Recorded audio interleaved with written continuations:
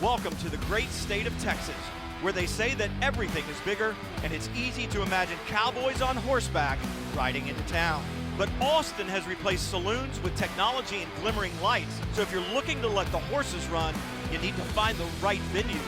Welcome to Circuit of the Americas, the world-class purpose-built Formula One racing circuit just outside the city limits, where Ferrari makes its triumphant return with Ferrari Racing Days and the second round of the 2023 Ferrari Challenge North America Series, a world-class facility hosting arguably one of the most recognized automotive marques in history. It's time to let the horses run.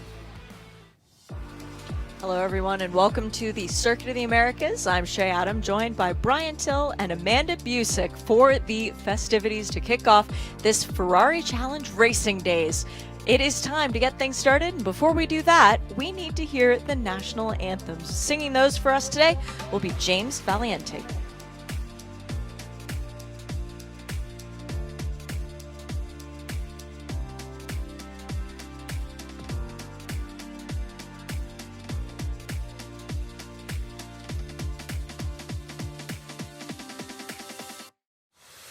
The Ferrari Challenge is the preeminent and largest single-make GT series in North America. Announced in 1992 and on track in North America in 94, it is also the longest-running single-make series on the continent. The series was made for drivers who are passionate about Ferraris and enjoying them in their natural environment on the racetrack. The North American series has 4 different classes: Trofeo Pirelli, Trofeo Pirelli Am, Copa Shell, and Copa Shell Am. The Trofeo Pirelli classes are home for the drivers with a bit more experience, while the Copa Shell classes are for the newer drivers. The Copa Shell Am class is specifically for drivers who just came through the renowned Corso Pilota driver training program. The series races on the most iconic and challenging circuits in North America, and in 2023 will compete at Homestead Miami Speedway, Circuit of the Americas in Austin, Road Atlanta, Montreal, Sonoma Raceway, and Road America.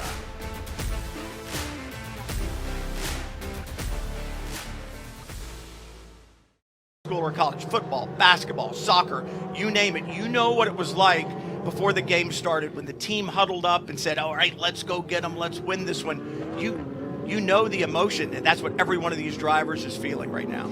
It is the nervous butterflies of anticipation and knowing that you've got an opportunity. Front row of the grid, Matt Kurgieski and Manny Franco in cars 21 and 18. Right behind them, defending series champion Jeremy Clark alongside Jason McCarthy for Wide World of Ferrari. Then it's 2.0 alongside Joe Rubo, who's got some hometown support.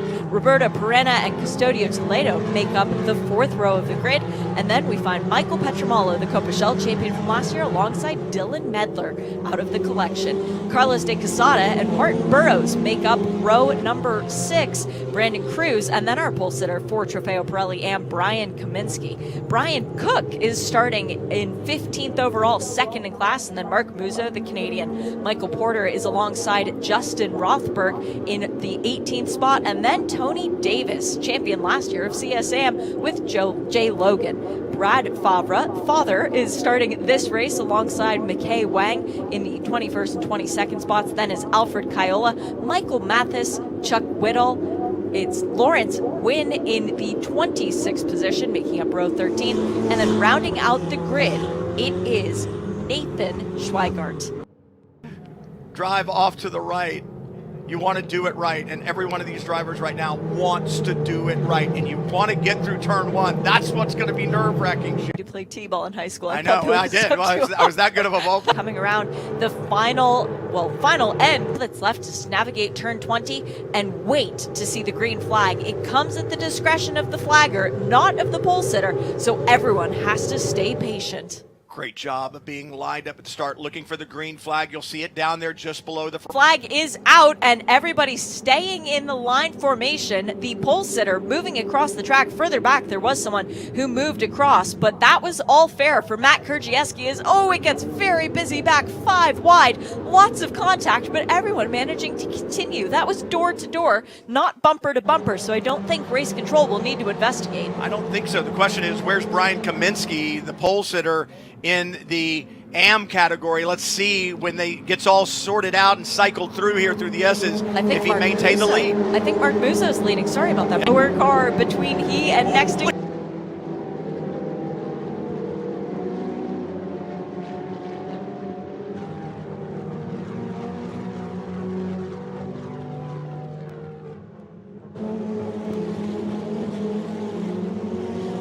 downhill, heavy braking for turn 11. There's Brian Kaminsky. He is back in the second place with Brian Cruz right behind him as Custodio Toledo diving on the brakes, making a pass up on the inside of Dylan Medler. I think he managed to get that done. Good effort by the Brazilian. Two Miami guys there. The question is, will Medler be able to take it back, kind of the over and under through turn 12? But talk about turn 12, battle for the lead in the braking zone. Matt Krzyzewski on the inside with the preferred line. Manny Franco trying to go the long way around, but he does not get the pass done. And all of a sudden, right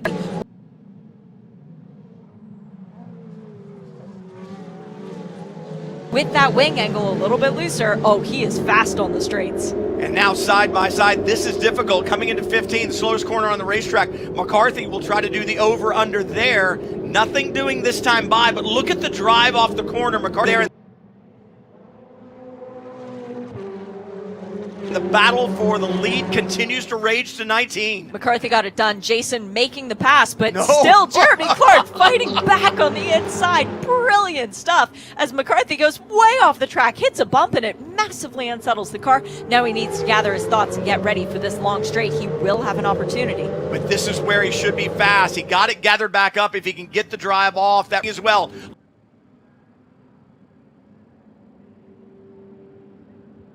Looks to the inside. McCarthy, can he get it done? Oh, he's definitely got the line that he wants this time coming through. But Jeremy Clark, the preferred through, making the pass. But that took a lot longer than he would have wanted.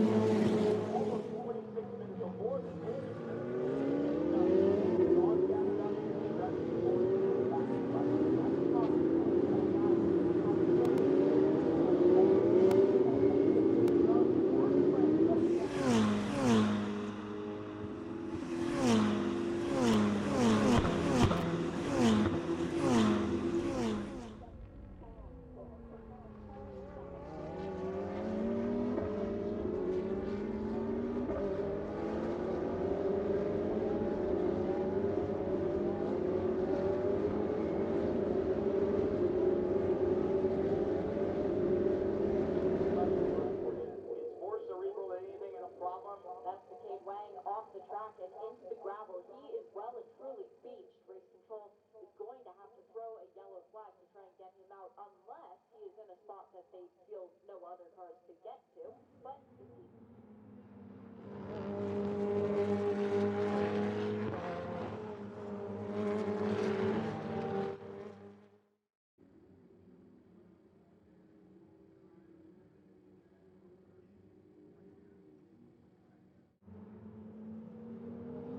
safely dragged off the racetrack. Serious. And it's a different kind of start at the finish line, which is right around the corner.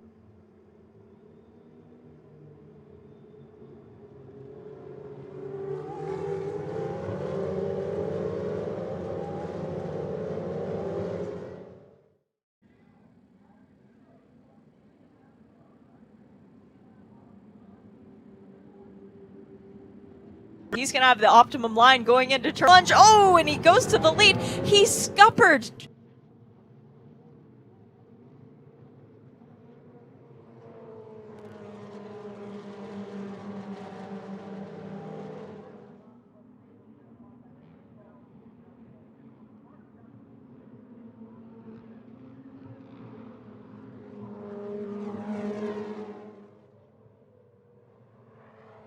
Perhaps on those recon laps or on that safety car lap during the full course yellow, he just didn't keep the temperature and the brakes got in there, probably was in full anti-lock braking system mode, and the car just didn't slow down. Great move by Krzyzewski not to get caught up in it. He saw it coming, and maybe his spotter said inside, don't turn. But great job. Everybody made it through, but no, race control will not smile on that or on that. That was a diving move attempt by Roberto Perina as he made a lunge and very nearly collected Joe Rubo, who then communicated by hand signal out the window to let his displeasure be known. But Joe Rubo coming away safely, and now everybody regrouping to try and come down the long back straight. I'm fascinated by Michael Petromalo, though, who now Joe Rubo is all over the tail of. He's up in the 5th position. Petromalo last year was racing in Copichelle. He's now up with the big boys fighting for the lead of this race. And it's one of those things that when you improve and do better, race control looks at it and says, well, you know, you belong here. Well, as you said, they said you don't belong at the next step. You belong at the step beyond that. Yes. You know, even so, hats off to him. That's not necessarily what he wanted to see. You want to always win, right, and be up front and show how good you are, but you don't always want to show really how good you are because you're going to get moved to another class. Well, he was in Copichelle in his first ever season of racing, which is in effect the second tier. And now he's in the top.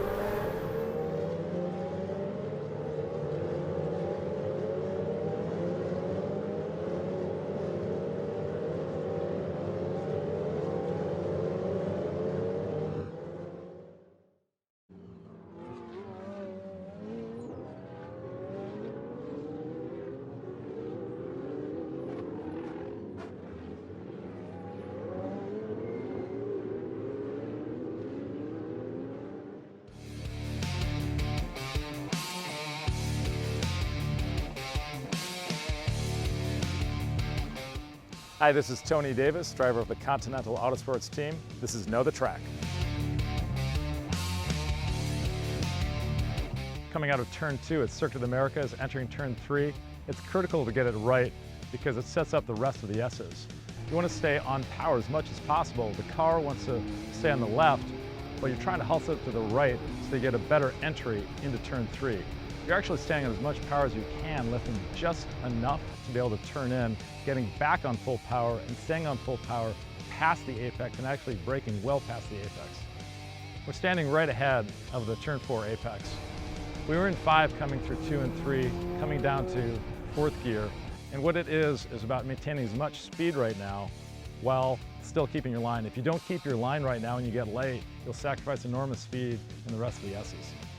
Here we are right ahead of the turn 5 apex. Between 4 and 5, you're trying to maximize rolling speed, braking just enough to turn the car, getting on power as quickly as possible, and then straight lining it to 6. You're trying to maximize the speed as 6 is a long right-hand corner. The most technical aspect of COTA, you've either gained a lot of time or lost a lot of time setting up the rest of your lap. This is Tony Davis, and this was Know the Track.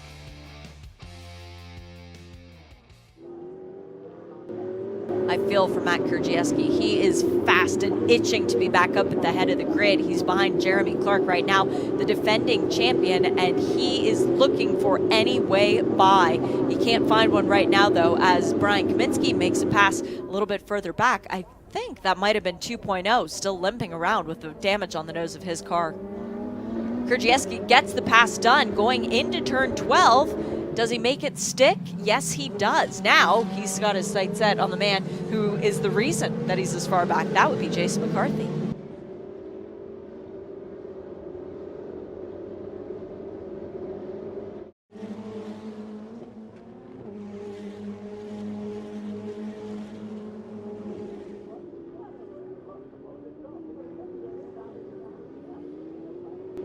Interesting now, Kaminsky looked like he was dropping back a little bit. He had been gaining on Muzo, but the gap now has extended. Muzo charging forward, and I really think it's more like Kaminsky moving backwards, Shay. Kaminsky's last lap was a 2:13.380. Mark Muzo was a 2:13 flat. So yes, you're right. There was a 0.3 difference between the two of them. I don't know if he made a little mistake somewhere or not, but that gap increased, and that's not what you want to see with 7 minutes to go.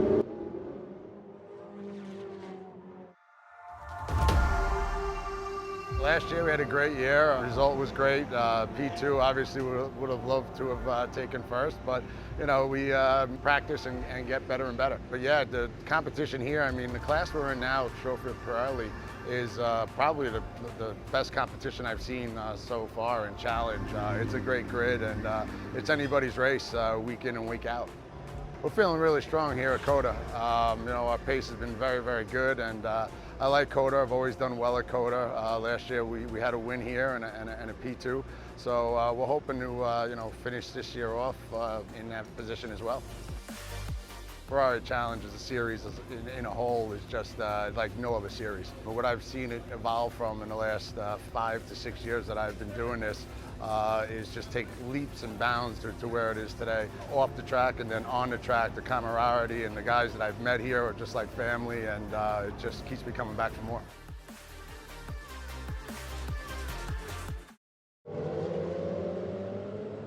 The battle rages on as 2 minutes to go. No hint of the white flag as of yet. Manny Franco has now extended the gap to 6 seconds back to Matt Krzyzewski, who's going to wonder what should have been from this race.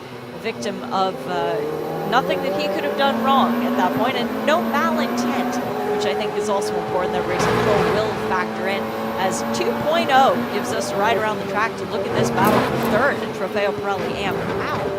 All right, I refer to him as Dave Musial Jr. You refer to him as 2.0. Dave Musial Sr., who's here but not racing this weekend. Dave Musial Sr. says he doesn't have the same middle initial. He's not junior. He's me perfected. He's 2.0. He's 2.0. Well, there you have it. It says it on his race suit, too. 2.0. It says Dave Musial 2.0. Gotta lean into it. Well, yeah, absolutely. I think we need to change it on the entry list and on the graphic. Just 2.0. I think we should. And Dave Musial Jr. is a perfect example of this Ferrari Challenge ladder. Started out in the Copa Shell Am category, won that. Went into Copa Shell, won that. Went into Am, did pretty darn well there last year, and now has moved up to the top class. Manny Franco is going to see the second best flag that he'll see today. And that is the white flag this time by. Yes, and by the way, when I say did pretty well, he won. Yeah. Yeah, he was champion in everything that he tried. Yes, the white flag, second best one, but he still has to go another 3.4 miles. Exactly, before he gets to see the best flag of the day. Actually, he might argue that the American flag was the best flag of the day. So maybe third best, on track, best. racing-wise, I'm with you. I'm with you. Up the hill one last time for Franco, down through the gears. He looks in his mirrors right now and he doesn't see anything. As he starts to climb that hill and the angle changes on his rear-facing camera, he does not even see Krzyzewski. But he's not backing off, Brian, because there is a very important thing. The point for fastest lap, that can come into question as fuel burns off, the cars get lighter. And Amanda, it doesn't look like anyone's going to touch Manny Franco on the track today. We'll be absolutely seeing that best flag of the day. I talked to Manny a little bit ahead of this race just about what he loved about coming to the Circus of the Americas, and he said that you just have every kind of corner here, that he really loved turn 1 through turn 11. And when I asked him, well, what's the secret to the S's, he said you have to go slower than you think you need to, and I think he might have perfected that here today. Sometimes to go slow or to go fast, you have to go slow, and I mean, that's spoken like a professional. Take your time, be patient, put it on the marks, and the speed will come. Speed certainly has come for Manny Franco as he's been racing in this championship. Burst onto the scene last year. He went from being there's a new guy in the challenge to, there's a new championship contender in the challenge.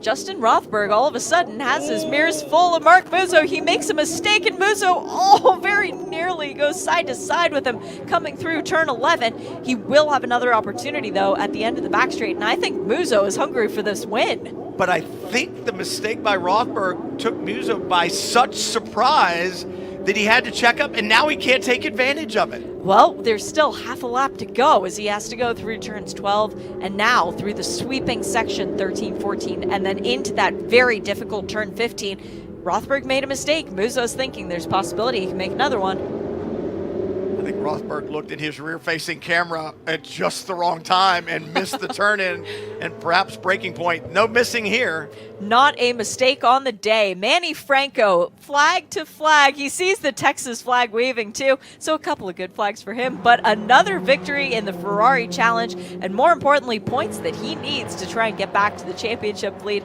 Well-driven race by Manny Franco as the battle continues in the Trofeo Pirelli Am class for the win. Can Rothberg hold on to it? He's got one more turn, and yes, he can, as Mark Musso's right on his bumper. It's going to be a very close finish for the two of them on paper, but it is Justin Rothberg taking the win, and congratulations to him because that was unexpected but wonderful.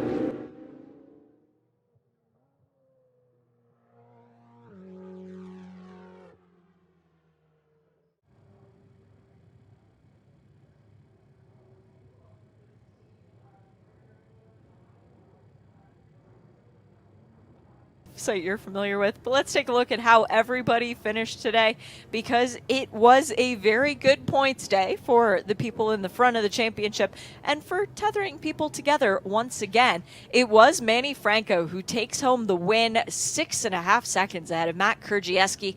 Jason McCarthy in third place on the podium. Roberto Perena, the championship leader, and he still should be the championship leader after this race, in fourth. Jeremy Clark making his return to the championship in fifth. A good performance as well from Joe Rubo, staying out of trouble. Michael Petramalo back in the 7th place, Dylan Medler, Custodio Toledo, and then our Trofeo Pirelli AM winner, Justin Rothberg, rounding out the top 10. Mark Muzo in second, and Brian Kaminsky bringing it home on the podium. 3/10 behind him, Aussie Brian Cook. Then we had 2.0, Tony Davis, Martin Burrows in 16th, Brandon Cruz 17th, Michael Porter, Brad Favre, and Jay Logan out through the top 20. Then we've got Lawrence Wynn in 21st, Michael Mathis, Chuck Whittle, Nathan Schweigart, Alfred Caiola, Carlos De Quesada, McCade Wang, and our race winner is Manny Franco. Amanda has found him. Oh, and we can still hear the Manny Franco fan club celebrating this. And Manny, I was listening to Brian Till talk about your day, and he just called it magical. And there's just some days where things just flow absolutely perfectly. How would you describe it? Exactly how you said it, magical, really. It flew really nicely. You know, it was a great battle up front for the first lap or two there, and as you said, like kind of a magical moment there, and the door opened up for me, so it was good. Congratulations. What's it like seeing your friends and family here celebrating you? It's awesome to see them. You know, racing is fantastic, and it's always better when you get to celebrate with your friends and family. I love it, so it's a great moment for me to have them here. So thank you. Congrats, race one to Manny Franco. That's exactly why we do this, to celebrate with the friends and family, right, Brian? There they are. I love the t-shirts, and I love the fact that he had no idea until he noticed one of them after already hugging two more.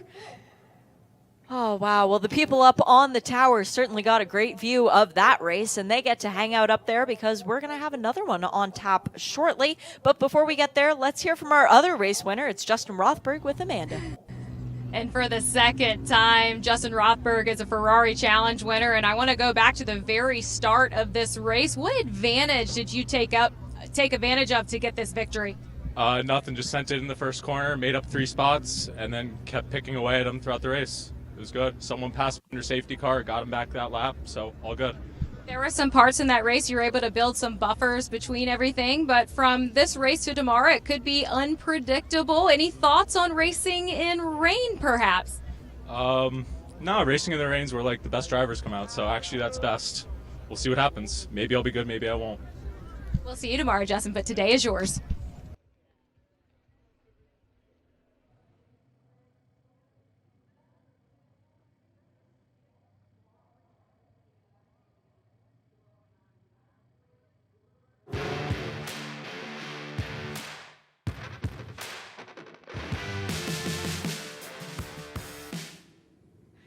The cars are rolling as we are set to begin the third race of the Copa Shell season for Ferrari Challenge North America. Our pole sitter, Cyril Choksi, keeping very calm and ready as everyone else falls into place behind him. 27 cars will be following him to the green flag. In what order? Well, let's find out. David Veronin is second on the grid for Foreign Cars Italia after a brilliant lap for him. Gray Favre, the son of Brad, is out there, and Cameron Root, championship leader, in fourth. Jan Bernier starts fifth with Ray Acosta for company on the third row. Row 4, Eric Marsden and Bruce Cleveland are there. John Viskup and Lance Colley make up row row number 5. Lance, a staple of this series. We've got Matt Dalton and Mike Luley, another staple of the series. They make up row 6. And then Roger Monteforte and Tor Haugen on row 7. Starting in the 15th spot is Robert McWilliams. He's joined by Paul Lynn. And then we move back. Steve Czech and Frank Szczesniak move to the back row of his class for a technical infraction in tech. Lisa Clark is our pole sitter for Copa Shell Am. She's joined by Dan Cornish, Darren Bernstein, and Dana Goodwin make up row number 11. Then we find Justin Nunberg and Luis Peruzquia in row 12. It's Anthony DiCarlo and Neil Langberg for row 13.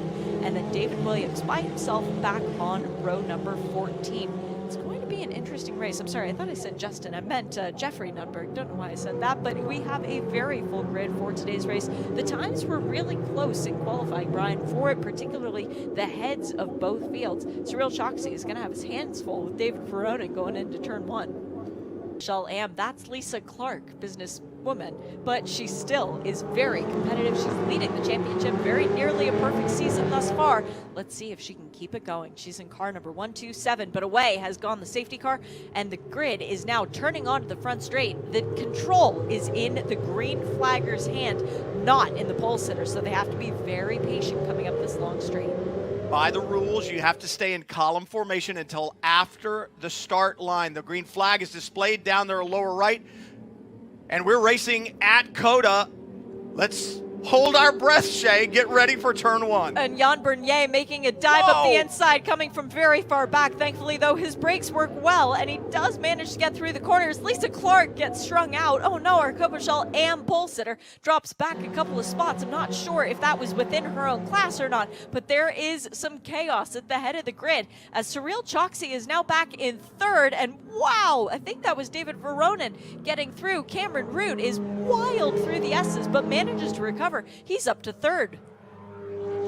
And Cyril Choksi got a little push there at the start, moved him out wide, and that allowed another car through. But you can see these Pirelli tires really not up to temperature just yet, sliding around, and it's going to be that way for a lap or 2. Okay, Cameron Root is in 3rd, Cyril Choksi is in 2nd, David Veronin is in 4th, Jan Bernier is in 5th, which by my math means Gray Favre is leading the race in car number 179. That would be correct, Shay, and leading by a lot. Now, for Cyril Choksi, he is a cool, calm customer. He knows he's got 28 plus minutes to go here. It's about what you know, and you've got to put the knowledge ahead of the emotion and the feeling to get what it is that you want.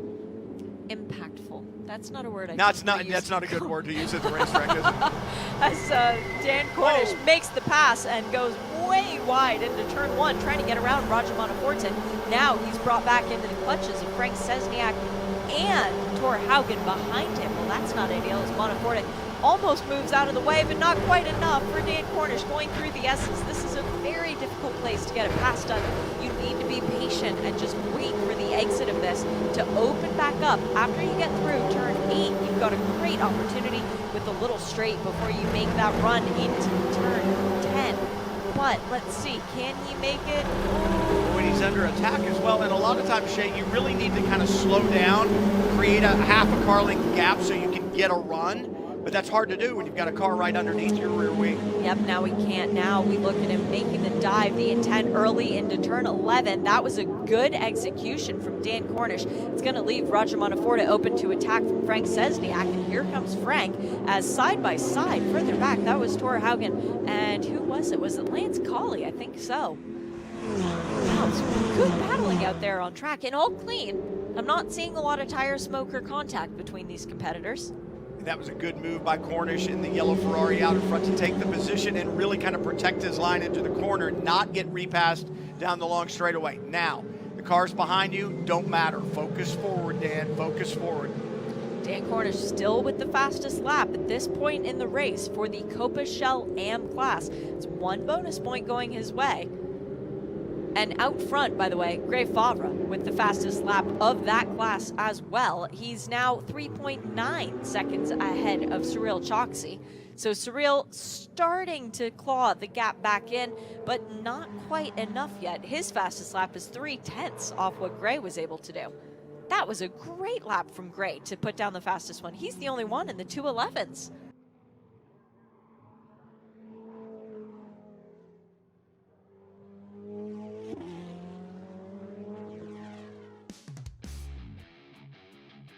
This is Neil Langberg. I drive for Scuderia Corsa, the number 153 race for RP car. Bought my first Ferrari, I believe, in 2004. And there were two perks at the time. One was a trip to the factory and viewing how these beautiful machines get made. The other one was the opportunity to participate what at that time was called the Ferrari driving experience, now called Corsa Pilota. And it's a way to improve my abilities to get closer to the capabilities of these amazing cars. I started racing competitively in this series, the Ferrari Challenge Series, in 2016, which was about the same time that my wife unfortunately was diagnosed with a very rare but deadly autoimmune disease known as relapsing polychondritis. And so not only do I have the joy of racing, but I have the joy of taking what would have been one of our terrible personal defeats and turning it into a good thing, to raise awareness for autoimmune disease in general, and of course for her disease specifically. What keeps me coming back to the paddock is the people. We've been to places and met people we never ever would have had exposure to without the beneficence of Ferrari North America, but also just this wonderful group of folks. For COTA, I love this track. It's probably the one I've been to the most. I've told people time and time again, I have 3 goals on a racing weekend: to finish the race, not be last, and without incident. Look for that when you watch me on the track this weekend.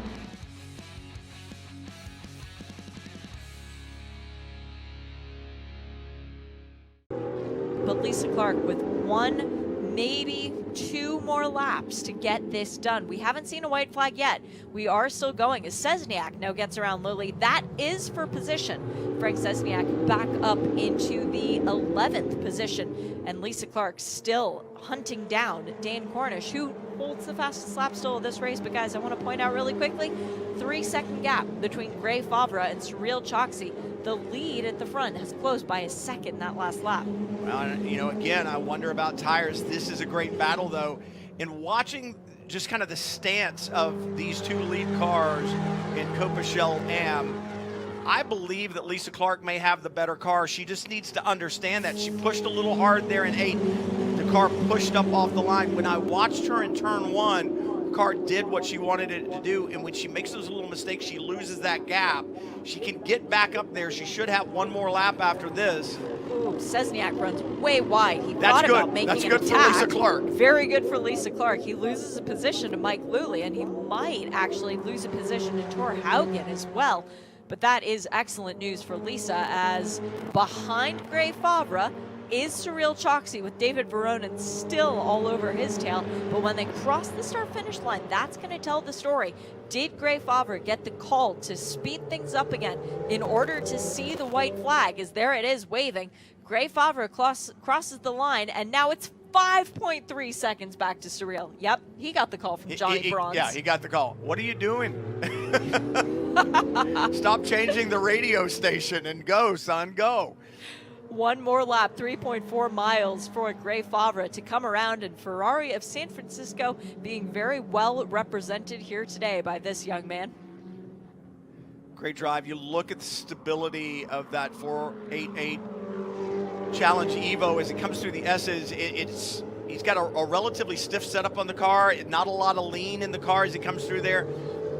And that's what you want. You need a car to transition well. Lisa Clark has closed the gap back down from that mistake that she made up there in turn 8, but she's got 3.4 miles and 20 turns to do it. It's not going to happen in the first half of the lap, I guarantee you, because there's a long way to go. But if she focuses forward, hits her marks, and stays on the line that she's been driving, she may have an opportunity to get it done. Lisa did her personal best lap the last time around. Unfortunately for her, so did Dan. And Dan's personal best was good enough for that bonus point. So not only on this final lap do we have the race win on the line, we've got that bonus point for fastest lap. And the points are huge. I mean, I say their points are huge, and somebody may go, no, they're not. It's 1 point. Well, 1 point matters. At the end, if you're separated by 1 point, guess what? That fast lap that you did earlier in the year, that 1 pole position, it mattered. It mattered. David Veronin's making me nervous because he is on for his first ever podium, but he wants second instead of third, and he wants it badly. Don't make any mistakes, David. Come on. Stay clean. And you see dive down the inside of Cyril Choksi at 15, and there is contact between the 2 cars, but I think that was just the tail coming loose on Veronin. Does he make the pass stick? Yes, he does. Up into second for David Veronin. Wasn't necessarily pretty and textbook, but it never is into turn 15. That's an area where you're coming off the carousel and it's a little kink left and then a hard left. You can get it done, but it has to be forceful, and that's exactly what we saw Veronin do. I don't think there is a textbook line through turn 15. No, there's just not. That's what I said. Congratulations to Gray Favre and Ferrari of San Francisco on the win. Congratulations to David Veronin and Foreign Cars Italia. First ever podium finish in this championship, and it is good enough for second. And Cyril Choksi is going to wonder if every time he starts on pole, he finishes in the third position. But congrats again to him on another podium result. Lisa Clark has 2 more opportunities, I would say. One, she can close it up here as they come around the carousel into 15. If she hits her marks just right, gets up on the rear wing of Cornish in front. A little early on the brakes, I think, as they came into 19. This is it. It's got to happen now. The checkered flag just around the corner. She's closing. Cornish slows a little bit, but not enough. Dan Cornish holds on with just enough to take the race win and the fastest lap. So he's going to come away with 16 points from today. Lisa Clark, 0.6 of a second behind him. It was that close at the checkered flag. But for this, it's a very special moment for the Favre family. Let's go hear from Brad, the father of our race winner. Brad, you came over to the wall to celebrate your son. I saw you all race. You have been on your feet the entire time. You had live timing on your phone. What are you going to tell your son after this one? Yeah, look, I'm just so proud of him. He's working hard. He hasn't been in the car since November. I'm just proud of him. He wasn't the fastest guy in the class, but he kept his head down, didn't make mistakes. And I'm the one who won here, just to be here and spend this time with him. It's unbelievable. Congratulations. Yeah, thank you so much. A little bit more exciting, and the realization setting in for the drivers, wow, I want to race. That's a great feeling. The people that Amanda gets to talk to in these 2 interviews, that is so special, because not only does she have a first-time race winner she gets now, she gets a hometown hero a little bit later. Amanda, you're with Greg. Gray, from the very beginning of the race on that overtake, your father has been on his feet. Your team were on their feet. They were there to greet you at the checkered flag to congratulate you on your success. I'm sure there are a lot of emotions flooding through your brain right now. What's the leading one? Just ecstatic. I mean, that was a crazy start there. And then from there on out, just, tried to keep it there, tried to keep it in first. A little bit of rain there throughout, some light sprinkles, so 11 got really hairy, but yeah, just ecstatic I could take this one home. Well, your dad's going to come over here to tell you congratulations. He did tell us on camera just how proud he was of you today. Yeah, no, it's always so special to be out here with him and share these things with him. So.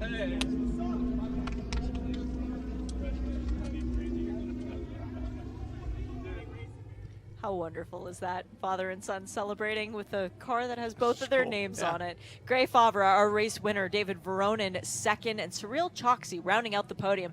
Cameron Root, the championship leader, coming into today's race, finishing 4th. Eric Marston in 5th with a really good result. Jan Bernier in 6th. Ray Acosta, Matt Dalton, John Viscup, and Bruce Cleveland rounding out the top 10. Very clean racing from all of those gentlemen. Then we find Dan Cornish, our Copa-Shell Am winner, right ahead of Lisa Clark. Frank Szczesniak, 13th overall. Then Mike Luley, Tor Haugen in 15th. Roger Monteforte, Lance Colley, and Robert McWilliams. A good, clean race from Robert. Paul Lynn in 19th, and Darren Bernstein, 3rd in Copa-Shell Am, ahead of Dana Goodwork, Jeff Nunberg for a top 5, Anthony DiCarlo in 6th, Luis Peruzquia, Neil Langberg, David Williams, and Steve Check. Glad to say that all the cars that ran today's race, well, they'll be participating in tomorrow's. No crash damage from any of our classes in Copa-Shell. That's the best news for the drivers competing in this race this weekend. It's just a special place, a very special place indeed, Amanda.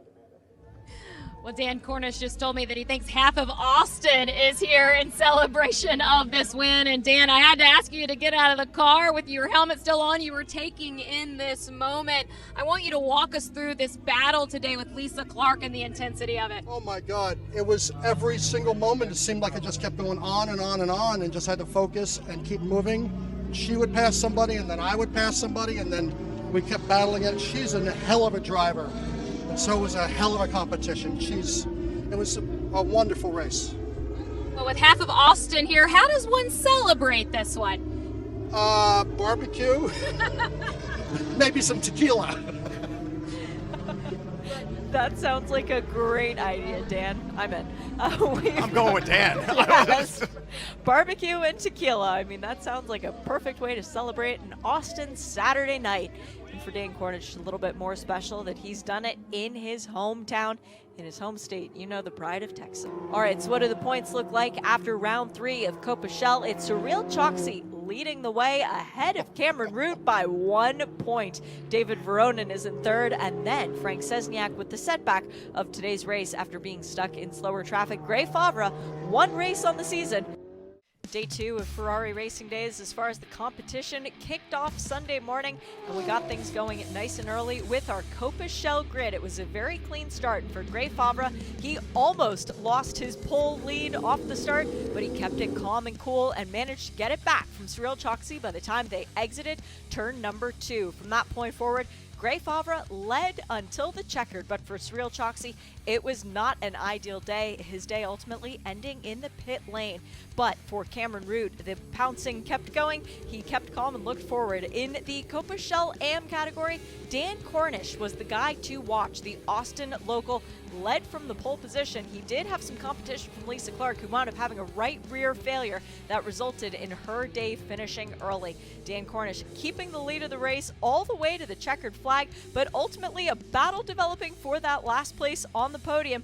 It was John Viscup hanging on for the Copa Shell honors in third. For Copa Shell AM, Dan Cornish taking his 2nd consecutive win. Darren Bernstein with a 2nd consecutive podium finished in third, but splitting the difference was Jeff Nurnberg taking home his first ever trophy in the 2nd place. One of the coolest parts of the Ferrari Racing Days is the group photo, and we managed to squeeze 140 cars onto the front straight, and we didn't quite have that many for the start of the Trofeo Pirelli race, but it was very eventful with early on Manny Franco starting from pole position, but feeling the pressure from Matt Krzyzewski, making his declared intent to lead the race from the get-go as Manny Franco drops back into the 2nd place, and then Jason McCarthy in 3rd. It was a hard-fought battle the entire way through, getting a little bit too hard-fought with contact between the leaders going in through turn 1, resulting in a lot of tire smoke for Matt Krzyzewski, and ultimately the concern the whole way through, would it last? But it did, as Brian Kaminsky went for a spin in turn 11, and then pulling back across the track into a safe place, collected Michael Porter along the way. Those 2 cars finishing their race early. We saw some great passes from Custodio Toledo, including on Jeremy Clark going through turn 12. The battling was very intense for the 2nd place. Coming to the line, Manny Franco ultimately crossing the line first, but it was the battle for 2nd that resulted in the race win, because it was Matt Krzyzewski who didn't give up the fight, finishing 8 thousandths of a second ahead of Jason McCarthy, ultimately taking home the win. Dylan Medler in 3rd. In the Trofeo Pirelli AM class, it was Brad Favre claiming the win ahead of Brian Cook and Tony Davis.